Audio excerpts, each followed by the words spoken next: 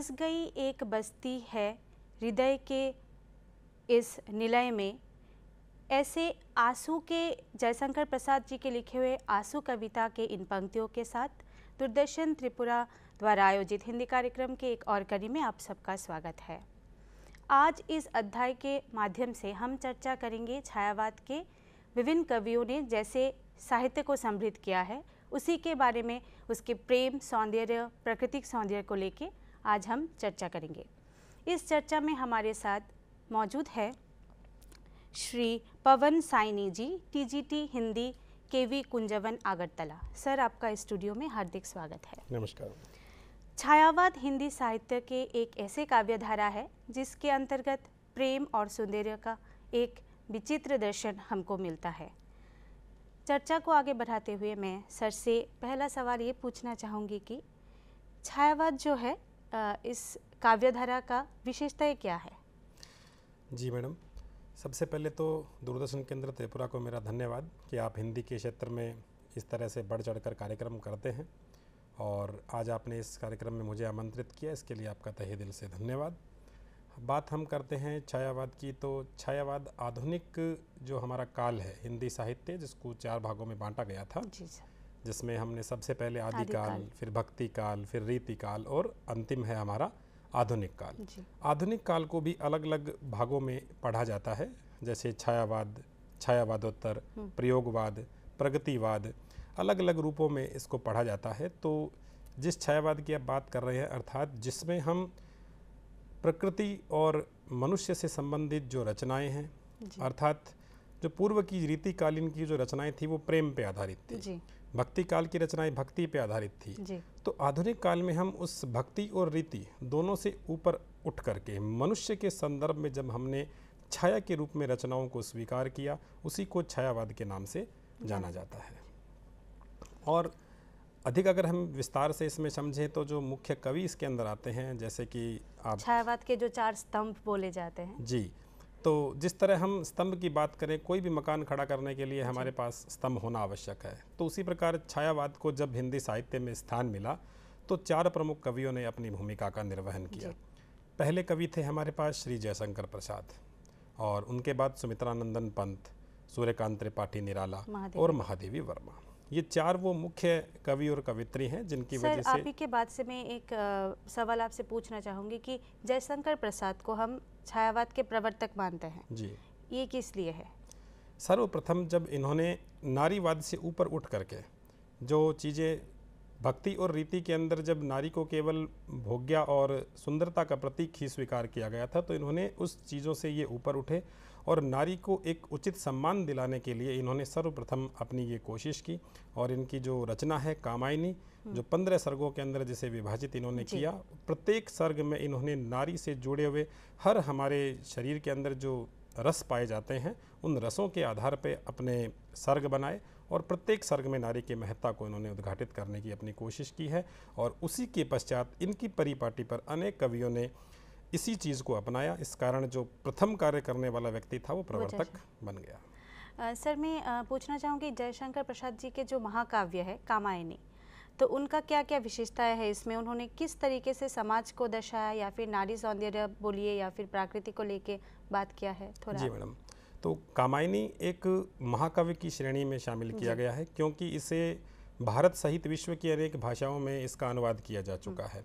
15 सर्ग में इन्होंने इसे शुरू किया है और अलग अलग सर्ग में अलग अलग जगह उन्होंने कहीं पे प्रकृति को, कहीं पे मनुष्य के रूप में नारी को, कहीं पे नारी को पूरी रूप से एक समाज के ऊपर स्थापित करके उसी की महत्ता को इन्होंने दर्शाया है और उसको प्रेम, सौंदर्य, आनंद की अनुभूति मान करके अपने हर सर्ग में नारी को महत्वपूर्ण स्थान दिलाने की कोशिश की है। जैसे प्रसिद्ध इनकी जो पंक्तियां हैं, क्या कहती हो ठहरो नारी, संकल्प अश्रु जल से अपने, तुम दान कर चुकी हो पहले ही जीवन के सुंदर से सपने, नारी तुम केवल श्रद्धा हो, विश्वास रजत नग पग तल में, तुम पीयूष स्रोत सी बहा करो, जीवन के सुंदर समतल में। तो इन्होंने नारी की अहम भूमिका का निर्वाह है वो अपनी इस कामायनी में दर्शाया है। नारी के साथ साथ उन्होंने किस किस विषय को लेके उसमें महाकाव्य जैसे है, कहीं खंड है उनका? तो जैसे इसकी चिंता सर्ग है इसमें, उसके अलावा उन्होंने नारी का आनंद सर्ग भी लिया है। जिस आनंद की अनुभूति हमें होती है उस आनंद को इन्होंने दिखाया है। अलग अलग रूपों में ईड़ा, मनु और श्रद्धा के अलग अलग रूप इन्होंने, तीन इसके जो मुख्य पात्र हैं उसमें मनु है, श्रद्धा है और ईड़ा है।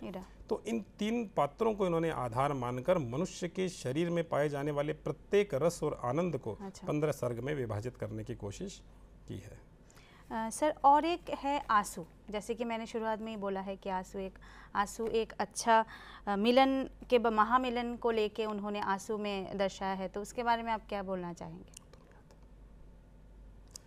आंसू की अगर हम बात करें तो इन्होंने अपने, जिस प्रकार मैंने बताया, जयशंकर प्रसाद नारियों के उत्थान के लिए भी जाने जाते हैं। इन्होंने नारी शक्ति के लिए अपने जो प्रयास किए, काव्यों के माध्यम से नारी को जगाने का प्रयास किया, तो जो आंसू कविता है वो इनकी नारीवाद के प्रति ही समर्पित एक महत्वपूर्ण रचना है, जिसमें इन्होंने आंसुओं के माध्यम से नारी को दुनिया के समक्ष रखने की एक महत्वपूर्ण मिसाल है वो पेश की है। छायावाद के जो 4 स्तंभ है, आपने कहा है अपनी बातों में, तो उन्होंने हिंदी भाषा को कैसे, खरी बोली हिंदी जो है उस भाषा में, उसको कैसे बढ़ावा दिया है? अब छायावाद के इन 4 कवियों के अलावा अन्य महत्वपूर्ण कवि भी इसके अंदर आते हैं, जिनका उल्लेख साहित्य में कम पाया जाता है, लेकिन खड़ी बोली हिंदी जो कि हमारा वर्तमान जिस हिंदी का हम प्रयोग करते हैं, सब बोलते हैं वही हम लिखते हैं और यही हिंदी की विशेषता है। तो जो चीज़ें मनुष्य मात्र को साधारण रूप में समझ आ जाए, जैसे पहले कविताएं ब्रज भाषा में लिखी गई, अवधी भाषा में लिखी गई, जो एक सामान्य क्षेत्र विशेष के अंतर्गत आ जाती थी, लेकिन फिर भी वो विस्तार प्राप्त करती थी। फिर खड़ी बोली एक आम जनता की भाषा थी, उस समय अधिकतर लोग उसे बोलते थे, क्योंकि जो बोली वृहत स्तर पर बोली जाए, जिसका पालन हो, वही भाषा का रूप ले लेती है। तो अंत में हमने खड़ी बोली को हिंदी के रूप में स्वीकार किया, ताकि वो जन जन की भाषा थी, लोग उसे समझ पा रहे थे, जैसा बोलते वैसा लिखते। उसी आधार पर इन कवियों ने इसमें जो इन्होंने प्रयोग किए हैं, जैसे मैंने अभी कविता का प्रयोग किया, तो कविता में ऐसा कोई भी शब्द नहीं है जो सामान्य व्यक्ति उसे समझ ना पाए। उस कविता के भीतर जो अंतर्वेदना छुपी है, जो दर्द छुपा है, जो आनंद की अनुभूतियाँ हैं, वो सब हम उस कविता के अंदर डायरेक्ट पढ़ करके, हम अगर एकांत में उसे पढ़ें तो हम उस चरित्र को, उस व्यक्ति को अपने अंदर अनुभूति के रूप में प्राप्त कर सकते हैं। ये खड़ी बोली की अपनी एक विशेषता है। सर, जो भक्तिकाल है और रीतिकाल है, रीतिकाल के एक पार्ट है छायावाद जी। तो भक्ति काल के जो लिपि है, जो शैली है, भाषा शैली, उससे रीतिकाल के भाषा शैली का क्या अंतर है? रीतिकाल मुख्यतः प्रेम से संबंधित रचनाओं में था, जिसमें श्रृंगार रस का उसमें वृहत उल्लेख पाया जाता है, और आधुनिक काल किसी भी काव्य धारा में शामिल नहीं होता है। इसमें मुक्तक काव्यों की रचना की गई, अर्थात वो किसी भी नियम बंधनों से बंधा हुआ नहीं है। मनुष्य के मन में सामने से उसके हृदय की जो अनुभूतियाँ थी, वही शब्दों का रूप लेकर के कविता के माध्यम से जनता के सामने उभर करके आई। और रीतिकाल जिसमें श्रृंगार को आधार माना, और यहाँ पर प्रकृति और मनुष्य को आधार मान करके रचनाएं की गई, जिसमें प्रकृति से संबंधित कवि जैसे हमारे सुमित्रानंदन पंत हैं, वो प्रकृति के सुकुमार कवि कहलाते हैं। अर्थात उन्होंने प्रकृति को ही, उन्होंने प्रकृति और सौंदर्य का कैसा चित्रण किया है अपने लेख में? अब जैसे उनकी कविताएं आती है, अभी ना होगा मेरा अंत। अच्छा। इसके अलावा ग्रामश्री कविता आती है, जिसको हम पढ़ते हैं, छाई फैलो खेतों में दूर तलक कोमल हरियाली। तो इस तरह की इनकी जो कविताएं, उसमें उन्होंने एक कृषक वर्ग की, जो हमारे लोग हैं, उन लोगों की महत्वपूर्ण भूमिका, अर्थात मनुष्य और प्रकृति का संबंध इन्होंने अपनी कविताओं के अंदर स्थापित करने का प्रयास किया है। प्रकृति अपने आप में सुंदर है, उसकी अपनी सुंदरता है, जो कि कहीं पर भी उल्लेख उसका नहीं कर सकते। हम कहीं भी जाएं, प्रकृति हमें अपने अंदर मोह लेती है, और यही निरूपण मनुष्य मात्र तक पहुंचाने का प्रयास था, वो इन कवियों ने किया। सर, जो बात है छायावाद के भाषा शैली या फिर विषय को लेके, ये वीरगाथा काल जो है, हम जानते हैं कि वीरों को लेके लिखा गया था, भक्ति में भक्ति आंदोलन को लेके लिखा गया था। तो छायावाद में भी ये एक आंदोलन है, छायावाद भी एक आंदोलन है जहाँ तक हम जानते हैं। तो ये भक्ति काल या आदिकाल के जो आंदोलन है या फिर टॉपिक है, विषय है लिखने का, उससे कैसे अलग है? देखिए, हर समय की अपनी एक मांग होती है जी। अब जब हम हिंदी साहित्य पढ़ते हैं वो 1050 ईस्वी से हम उसे पढ़ना शुरू करते हैं और आदिकाल के रूप में पढ़ते हैं, यानी उस समय में, उस तात्कालिक समय में जिस प्रकार की रचनाएं की गई, हमने उस कालखंड को उसी रूप से नाम दे करके संबोधित कर दिया। अब उस समय जब कवि हुए, आदिकाल में जो कवि थे वो वीर गाथा काल, जिसे चारण काल के नाम से भी जाना जाता है, कुछ साहित्यकारों ने से वो भी माना है, तो अर्थात चारण कवि ही मुख्य रूप से रचनाएं किया करते थे और वो वीरतापूर्ण रचनाएं होती थी, ताकि क्योंकि उस समय दरबार से वो दरबारी कवि ही होते थे और बार बार युद्ध होते रहते थे। युद्ध के माध्यम से जो उनकी सेना है उसमें उत्साह की कमी ना हो, इस कारण चारण कवि युद्ध में साथ भी चला करते थे। तो इस प्रवृत्ति को लेकर के वो जो काल था उसे वीर गाथा काल या आदि काल नाम उसे दिया गया था। फिर हम भक्ति काल की तरफ मुड़ जाते हैं, जिसको हम मध्यकाल के रूप में भी पढ़ते हैं, और 2 भाग हैं उसमें। तो भक्ति काल में ज्यादातर कवि थे, ज्यादा प्राधान्य दिया गया था, उन्हें भक्ति की प्रधानता थी, क्योंकि इसी प्रकार के कवि थे जैसे मीरा, सूरदास, रैदास, तुलसीदास, इन सब ने भक्ति को ही अहम माना था। तो वो कालखंड जो है 200 से 250 वर्ष का, उसको हमने भक्ति में मान लिया। उसके बाद हमारे जो कवि रत्नाकर वगैरह थे वो सारे आए, तो उन्होंने क्या किया, श्रृंगार की ओर वो मुड़ गए। वो कालखंड था, वो श्रृंगार की रचनाएं विशेष रूप से वहाँ पर की गई। तो हमने उस टाइम पीरियड को, एक को भक्ति आंदोलन नाम दे दिया हमने, एक को श्रृंगार के रूप में परिणित करके उसको रीति काल नाम दे दिया। अब बात आती है 18वीं शताब्दी से जो चीज़ें शुरू होती है, जैसे छायावाद की जब हम चर्चा कर ही रहे हैं, तो छायावाद जो स्थापित होता है वो लगभग 1906 ईस्वी के आसपास उसकी स्थापना हो जाती है और लगभग 36 तक वो रहता है। लगभग 20 से 25 सालों का जो ये कालखंड है, उसमें ज़्यादातर जो रचनाएं थी वो शैडो के रूप में हमें दिखाई देती है, अर्थात वो किसी न किसी की प्रतिच्छाया है। समाज में जो घटनाएं घटित हो रही है, भले वो नारी से संबंधित है, मनुष्य के प्रतिकार से संबंधित है, प्रकृति से संबंधित है। जैसे महादेवी वर्मा ने एक गिल्लू कहानी लिखी थी, जिसमें एक छोटे से गिलहरी के बच्चे को उन्होंने पाल पोस करके बड़ा किया। उनकी ऐसी बहुत सारी रचनाएं हैं, अर्थात छोटे छोटे जीवों के प्रति करुणा की भावना एक व्यक्ति के हृदय में विद्यमान हो, ये प्रयास छायावाद महादेवी वर्मा ने ज़्यादातर प्रकृति चित्रण किया है। उन्होंने उनके लेख में, इस पे आप क्या बोलना चाहेंगे? अब महादेवी वर्मा भी छायावाद की एक स्तंभ कवित्री के रूप में जानी जाती हैं और साहित्य के क्षेत्र में उनका एक अहम स्थान भी है। प्रकृति से जुड़ी वो जितनी उनकी कहानियां हैं, महादेवी वर्मा का जो पूरा काव्य है वो बेहतरीन है। उसे पढ़ करके मनुष्य प्रकृति की ओर चला जाता है। निहार काव्य संग्रह, हल अलग अलग जगह अपनी उन्होंने अलग अलग रचनाओं में, अलग अलग कहानियों में प्रकृति और मनुष्य के बीच में प्रेम सामंजस्य की अनुभूति दिखाने का उन्होंने पूरा प्रयास किया है। सूर्यकांत त्रिपाठी निराला, उनका लिखने का शैली कैसा था, या किस किस विषय को उन्होंने लिया है अपने लेखन में? इन चारों ही कवियों का जो मुख्य विषय था वो प्रकृति और मनुष्य की चेतना का निरूपण करना था। अब मनुष्य की चेतना किस किस संदर्भ में हम लेते हैं, वो अपना अपना व्यक्ति अपने अपने हिसाब से स्थान रखता है उसका।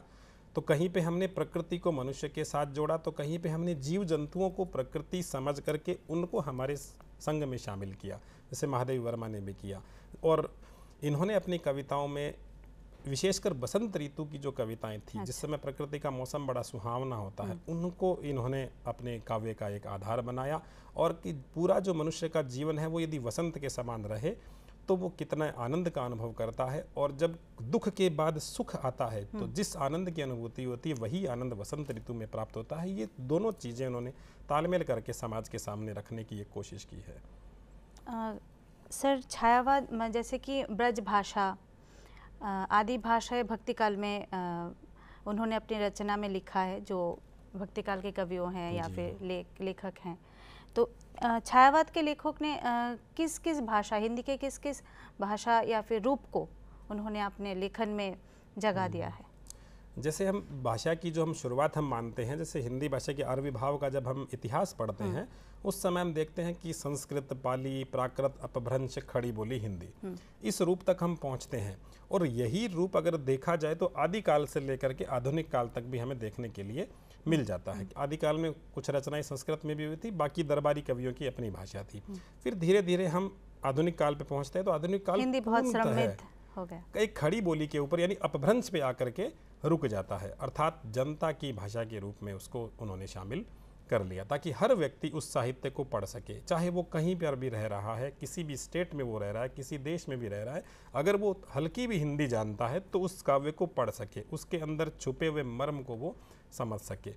ये इन कवियों का जो मुख्य भाषा चयन का जो आधार था, इसीलिए इन्होंने खड़ी बोली को अपनी भाषा चुना। Thank you sir. Suryakant Tripathi Nirala के दो मुख्य लेख है, परिमल और अनामिका। इस पर आप क्या बोलना चाहेंगे, उसमें क्या उन्होंने दर्शाया है?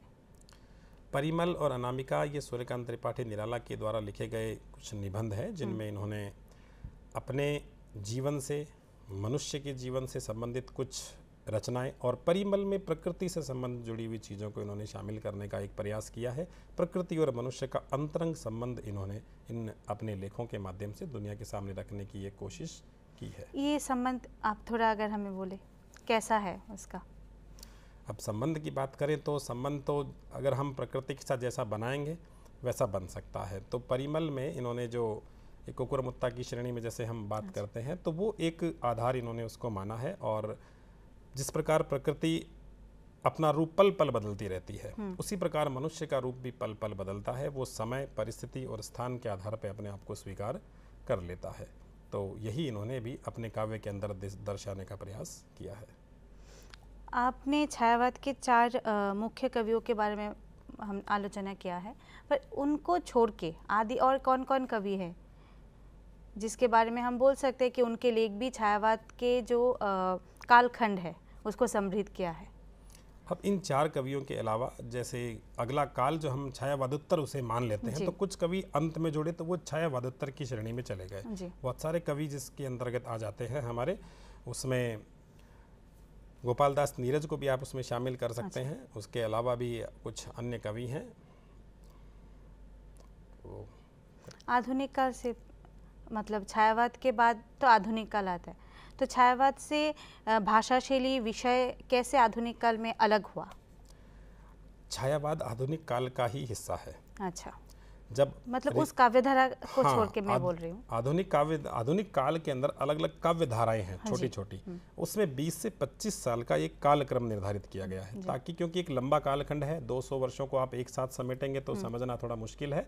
तो इसीलिए उसके प्रारंभिक काल को छायावाद के नाम में संबोधित कर दिया गया। उसके बाद जो 1936 से लेकर के आगे 1951 तक के कालखंड की अगर हम बात करें, तो उसको छायावादोत्तर युग के अंदर भी शामिल करने का प्रयास किया गया, जिसके अंदर जो प्रसिद्ध कविता है, वसुधा का नेता कौन हुआ, भूखंड विजेता कौन हुआ, अतुलित यश क्रेता कौन हुआ, नवधर्म प्रणेता कौन हुआ, जिसने न कभी आराम किया, विघ्नों में रहकर काम किया, है विघ्न कौन ऐसा जग में, जो टिक सके नर के मग में, खम ठोंक ठेलता है जब नर, तो पर्वत के भी जाते पांव उखड़, मानव जब जोर लगाता है तो पत्थर भी पानी बन जाता है। ये प्रसिद्ध कवि हमारे रामधारी सिंह जी दिनकर थे, उनकी ये रचना से ली हुई चंद पंक्तियां हैं।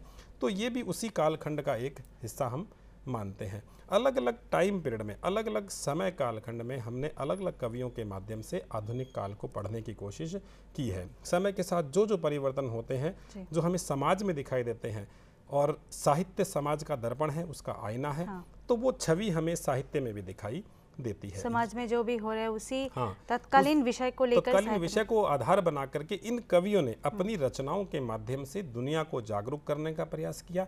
दुनिया में हो रही घटनाओं को कविता के माध्यम से, लेख के माध्यम से, व्यंग्य के माध्यम से दुनिया के सामने रखने की एक प्रयास है, कोशिश की है। सर, मैं आपसे ये भी पूछना चाहूँगी, जैसे कि हम बात करें आधुनिक काल के भी, तो इसमें स्वाधीनता से लेके संग्राम को लेके, स्वाधीनता संग्राम की बात कर रहे हैं जी, इसको लेके किन किन कवियों ने लिखा है या शुरुआत किया है? नागार्जुन एक है, हम बोल सकते हैं उनके बारे में। अब जैसे नागार्जुन कवि हैं, तो उन्हें साहित्य के क्षेत्र में उन्हें बाबा कह करके भी माना जाता है, क्योंकि ईश्वर के रूप में बाद में जैसे हम पूछते हैं मंदिरों के अंदर भी, हम जो व्यक्ति मुख्य होता है उसे बाबा कह करके हम संबोधित कर लेते हैं, अर्थात उनके अंदर एक ज्ञान का असीम भंडार छुपा है। तो उसी प्रकार नागार्जुन भी एक सामान्य व्यक्ति थे, और सामान्य व्यक्ति होकर के उस पद पे पहुंच पाना, उस जगह पे पहुंच पाना जहां से आज दुनिया केवल उन्हें नाम से जानती है। उन्होंने, उनकी जो प्रसिद्ध रचनाएं थी, जैसे फसल हम पढ़ते हैं, तो एक किसान की भूमिका उन्होंने फसल के माध्यम से अपनी कविता के अंदर बताई है। एक छोटे से बच्चे की मुस्कान कैसी होती है, ये नागार्जुन ने अपनी कविताओं के अंदर दर्शाया कि जब एक पिता अपने बच्चे से दूर चला जाता है, जो एक दंतुरित मुस्कान नाम से इनकी एक कविता है, छोटी सी है, मात्र 7 से 8 पंक्तियों की, तो उसमें इन्होंने बहुत विस्तार से कम पंक्तियों के अंदर वृहत उल्लेख करने का प्रयास किया है। एक पिता जब वो बच्चा माँ के गर्भ में होता है, उसी समय पिता उन्हें किसी कारणवश छोड़ करके चले जाते हैं। बच्चे के जन्म के पश्चात वो 6 से 8 महीने का जब बच्चा हो जाता है तो लौटते हैं। उस समय एक पिता के मन की जो अनुभूतियाँ हैं वो कविता पढ़ने पे हमें पता चलती है। इसी प्रकार फसल, अब फसल हम देखते हैं हमारे हाथ में, तो जो हमारी तत्कालीन पीढ़ी है उनको तो सब कुछ मार्केट में उपलब्ध मिल जाता है। उन्हें नहीं पता गेहूँ आता कहाँ से है, चावल आता कहाँ से है, उगाया कैसे जाता है। उनके हिसाब से चावल मॉल में मिलता है, वो ले आते हैं।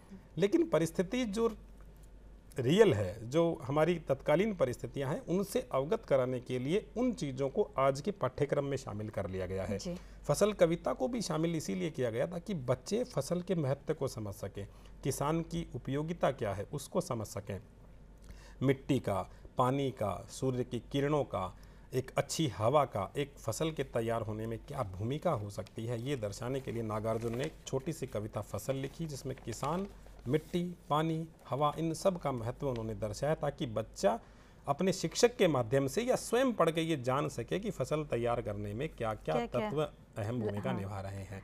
इसी प्रकार जैसे आप स्वतंत्रता आंदोलन की बात कर रहे हैं, तो ये जो रामधारी सिंह दिनकर हैं, राष्ट्र कवि की संज्ञा भी इन्हें दी गई है, तो इनकी कविताएं पढ़ करके भीतर जोश का संचार होता है। जैसे मैंने अभी कविता पढ़ी तो सुनने में एक अच्छी लगती है। ऐसी कविताएं लोगों को जागरूक करती हैं, देश के प्रति सम्मान उनके हृदय में बढ़ जाता है और वो मर मिटने की एक क्षमता के साथ कोई भी कार्य करने के लिए तैयार हो जाते हैं, तो प्रभावित करते हैं बहुत। तो इनकी जो रचनाएं हैं, साहित्य हमेशा से जनमानस का आधार रहा है। पूर्व में तो केवल साहित्य था, वर्तमान में हमारे पास बहुत सारे संसाधन हैं, फिर भी साहित्य की अपनी एक अहम भूमिका है। सर, जैसे कि आप पाठ्यक्रम पे के बात बोल रहे थे, तो आप त्रिपुरा में केवी में पढ़ाते हैं, तो नई शिक्षा नीति जो है ये त्रिपुरा में राजभाषा हिंदी को कैसे बढ़ावा दिया है? देखो, नई शिक्षा नीति जो नवीन शिक्षा नीति 2020 के नाम से जानी जा रही है, इसमें मुख्य रूप से त्रिभाषा सूत्र अपनाया गया है और मातृभाषा भी उसमें शामिल है जी। और त्रिभाषा के अंदर जो अंग्रेजी हिंदी के साथ तृतीय भाषा के रूप में जो वहाँ की स्थानीय भाषा है उसको शामिल करने का प्रयास किया गया है, ताकि बच्चे जब भाषाओं के जाल में फंसेंगे, जब हम भाषाएं अपने जाल के अंदर हमें फंसा लेगी, तब मातृभाषा हमें निकाल करके बाहर लाएगी। क्योंकि आप भी जानते हैं, बच्चे भी अब समझते हैं, जब भी हम कुछ बोलते हैं, जब भी हम कहीं अटकेंगे, भले ही हम एक अच्छी अंग्रेजी बोल पा रहे, लेकिन अगर हम कहीं अटकेंगे तो हम हिंदी शब्द को इस्तेमाल कर लेंगे या मातृभाषा शब्द इस्तेमाल करके वहां से बाहर आ जाएंगे। तो ये अपनी भाषा की एक पहचान है। इस विचार के साथ हमारे जो ये शिक्षाविद हैं, जिन्होंने बैठ करके इस नीति को प्रतिपादित किया, इन शिक्षाविदों ने ये सोच करके तीन भाषा जो सूत्र है, जो केवी में केंद्रीय विद्यालय के साथ साथ प्रत्येक स्टेट में उसे लागू किया गया है, ताकि बच्चे हैं वो सबसे पहले अपनी भाषा में सीखें। उसके पश्चात वो दोनों भाषाएं अंग्रेजी और हिंदी को समान रूप से ग्रहण करें। और हिंदी, जैसे कि आप भी जानते हैं, राजभाषा के रूप में संपूर्ण भारत में स्वीकार्य है और प्रत्येक बच्चा पढ़े, बोले, लिखे, इतनी हिंदी हर बच्चे तक शामिल हो। तो सरकार का ये प्रयास है कि कम से कम 5वीं तक की शिक्षा है वो मातृभाषा में ही उपलब्ध करवाई जाए। हो सके तो 8वीं कक्षा तक भी उसे मातृभाषा में शिक्षा दी जाए, साथ साथ हिंदी और अंग्रेजी उसे समान रूप से पढ़ाई जाए, ताकि बच्चा भविष्य में कहीं पर भी रुके नहीं और अपने लक्ष्यों को प्राप्त कर सके। सर, जैसे कि आज हमारा विषय था छायावाद पर, तो उसमें आप अंतिम में क्या बोलना चाहेंगे? अब छायावाद एक तरीके से, जैसे मैंने कहा है, कि वो प्रतिच्छाया है हमारे कार्यों की, प्रकृति की, मनुष्य की, नारीत्व की, इन सब की वो एक प्रतिच्छाया के रूप में हमें दिखाई देता है। इन चारों कवियों ने महत्वपूर्ण योगदान इस क्षेत्र के अंदर दिया है। और बात करें हिंदी साहित्य में हिंदी को बढ़ावा देने के लिए, तो वर्तमान जैसे हमारी जो पीढ़ी के लोग हैं, वो आज भक्ति काल की रचनाओं से कहीं अधिक आधुनिक काल की रचनाओं को तवज्जो देते हैं। और इसी का एक आधार है कि कामायनी को अलग अलग भाषाओं के अंदर रूपांतरित करके पढ़ा गया है, ताकि हर बच्चा है वहाँ तक पहुँच सके और वो उनमें जो अर्थ समाया हुआ है उस अर्थ को भी वो बच्चे हैं वो ग्रहण कर सकें। तो मेरे हिसाब से जो छायावाद है वो हिंदी साहित्य का एक प्रमुख कालखंड है और उसे पढ़ करके हम अपने भीतर ही शब्दों के साथ साथ कवियों की अंतर भावनाओं को समझ सकें। धन्यवाद सर, आप हमारे स्टूडियो में आए और हमें समृद्ध किया। धन्यवाद। आज हम बात कर रहे थे छायावाद पर। छायावाद एक काव्यधारा है जहां प्राकृतिक सौंदर्य, नारी सौंदर्य और मेल के भावना को लेकर कई कवियों ने रचना किया है। जयशंकर प्रसाद से लेकर महादेवी वर्मा तक का रचना हम पढ़ सकते हैं, उनके भावों को हम जान सकते हैं। ऐसे ही दूरदर्शन त्रिपुरा के ओर से साहित्य को लेकर और कार्यों को लेकर हम आपके सामने हाजिर होंगे। तब तक के लिए नमस्कार।